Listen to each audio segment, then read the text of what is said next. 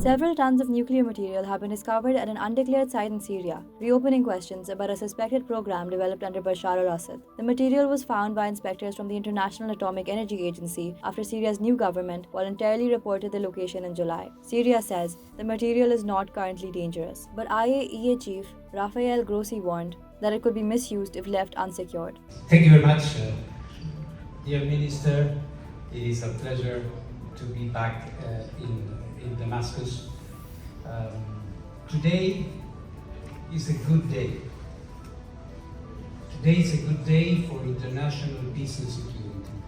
Today is a good day in the important, indispensable efforts against nuclear proliferation, the proliferation of nuclear weapons. For far too long, in the list of concerns, international concerns in this area, there was an issue with Syria.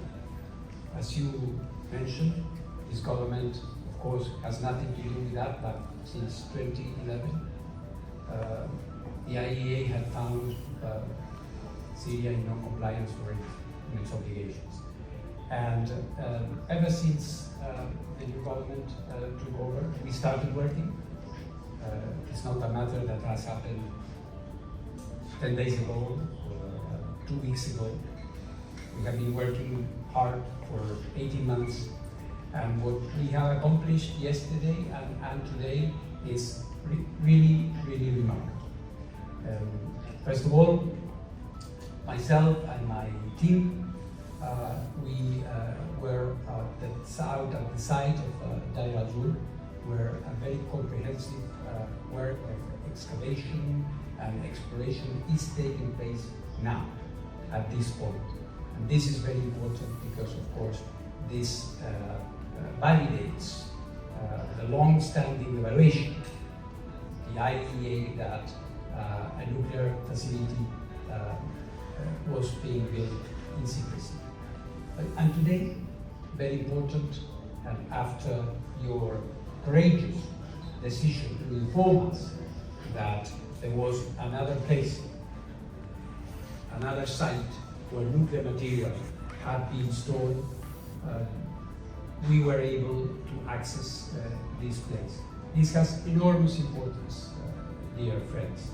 Enormous importance because we're talking about a few tons of nuclear material that could be put to bad use.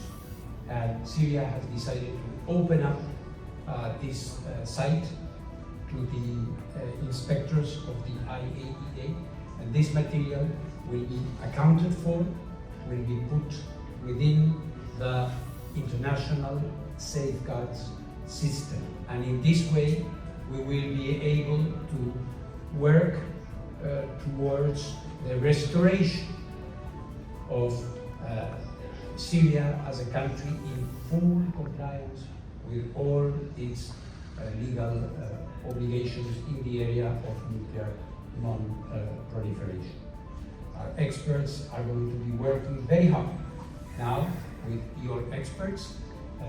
We've accessed, we've seen, we have a lot of work ahead of us so that we can account for all this material, we can put it in a safe way. But as I said, we are now turning a page. We are starting to turn a page, and turning a page does not mean forgetting the past. It means just the opposite, which is confronting it with eyes wide open.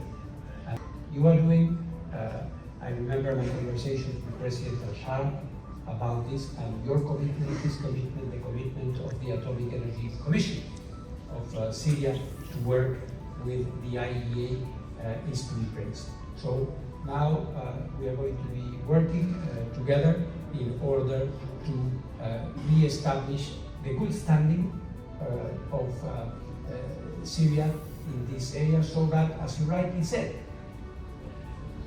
nuclear activities are no longer associated with nuclear weapons in this country.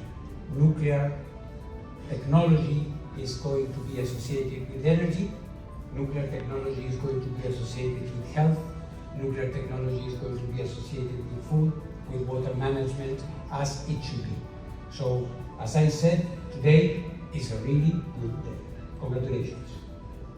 The material will remain in Syrian custody but will now be recorded, monitored, and stored under international safeguards. Syrian and IAEA experts will work together to secure it. Inspectors visited 2 locations, the newly disclosed site in Damascus and another in Deir ez-Zor, linked to Syria's suspected former nuclear program. The program has been the subject of international scrutiny for nearly 2 decades. In 2007, Israel carried out a secret airstrike on the Al-Kibar site in Deir ez-Zor. The following year, the United States accused Syria of trying to build a covert nuclear reactor there. In 2011, the IAEA concluded that the site was very likely a reactor under construction. Information provided to the agency suggested that North Korea may have assisted the project. Israel officially acknowledged the attack in 2018. The IAEA later detected uranium particles during an inspection of the site in 2024, strengthening suspicions about its previous purpose. An independent French analyst says the newly disclosed material is most likely connected to the Al-Kibar project. But another possibility is that it came from nuclear stocks removed from Iraq during the early 2000s. Neither explanation has yet been confirmed.